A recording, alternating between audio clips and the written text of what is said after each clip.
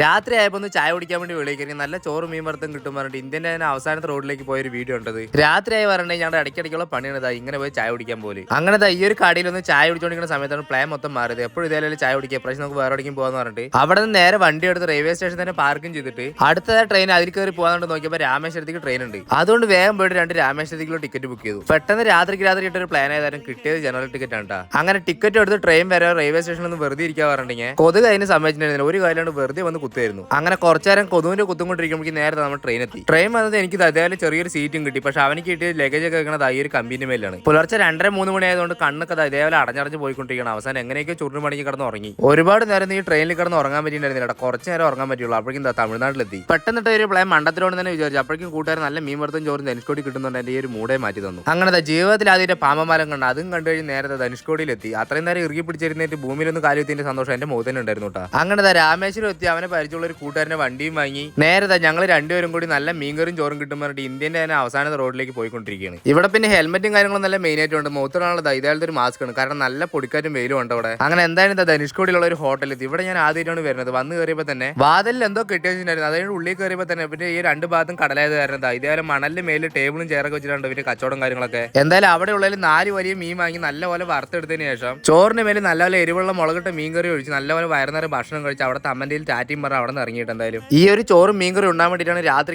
ഇട്ട ഡ്രസ്സോടെ general ticket എടുത്ത് ഇന്ത്യന്റെ അറ്റം വരെ വന്നത്. അതുകൊണ്ട് വയറ് നിറയെ ഭക്ഷണം കഴിച്ചു. ശേഷം ധനുഷ്കോടി മുഴുവനായിട്ടൊന്ന് ചുറ്റിക്കറങ്ങിയിട്ട് നല്ല ഒരു സൂര്യാസ്തമയം കൊണ്ട് നേരെ റെയിൽവേ സ്റ്റേഷനിൽ പോയിട്ട് എല്ലാം ടിക്കറ്റ് ഉണ്ടോ നോക്കിയ സമയത്ത് ജനറൽ മാത്രമേ ഉള്ളൂ, വേറെ ടിക്കറ്റ് ഒന്നും ഇല്ലാത്ര. അതുകൊണ്ട് ആ ഒരു രാത്രി അവിടെ തന്നെ റൂം എടുത്ത് പിറ്റേ ദിവസം ഉച്ചയ്ക്കുള്ള ട്രെയിനിൽ ടിക്കറ്റ് എടുത്ത് വേഗം ഓടിക്കറി ട്രെയിനിൽ വന്നിരിക്കുകയാണ്. ഇത്രയും കഷ്ടപ്പെട്ട് ഓടി വന്നെടുത്ത് സീറ്റിന്റെ അടിഭാഗം എന്തായാലും കൊള്ളാം, മൊത്തം വേസ്റ്റ്. പക്ഷെ ഇങ്ങനെ നോക്കിക്കഴിഞ്ഞാൽ വീട്ടിൽ പോയി നടക്കില്ല എന്നുള്ളതുകൊണ്ട് കിട്ടിയ സീറ്റ് ഒതുങ്ങി കൂടിയിരുന്നു. കുറച്ച് ദൂരം കഴിഞ്ഞ് ഞങ്ങളുടെ അടുത്ത് വേറൊരു പയ്യൻ വന്നിരുന്നുണ്ടായിരുന്നു. അവനെയും കമ്പനിയാക്കി അവനെ 2 മുറുക്കും വാങ്ങി കഴിച്ച് എങ്ങനെയാണോ വന്ന് അങ്ങനെ തന്നെ പോയിക്കൊണ്ടിരിക്കുകയാണ്. എന്തായാലും കയറിയപ്പോൾ നിറയെ സീറ്റ് ഉണ്ടെങ്കിലും കുറച്ച് ദൂരം കഴിയുമ്പോഴേക്കും ഒരു അമ്മേന്റെ പുറത്തേക്ക് കിടക്കണ്ടായിരുന്നു. അങ്ങനെ ഒരുപാട് നേരത്തെ ട്രെയിൻ യാത്രയും കഴിഞ്ഞ് നേരെ തിരിച്ച് വണ്ടി എടുത്ത് നേരെ വീട്ടിൽ പോയിക്കൊണ്ടിരിക്കുകയാണ്. ഇനി നല്ലപോലെ സുഖമായിട്ടും വീട്ടിൽ പോയി കിടന്ന് ഉറങ്ങണം. അപ്പോൾ അടുത്തൊരു വീഡിയോ കാണാൻ ബൈ ട്ടാ.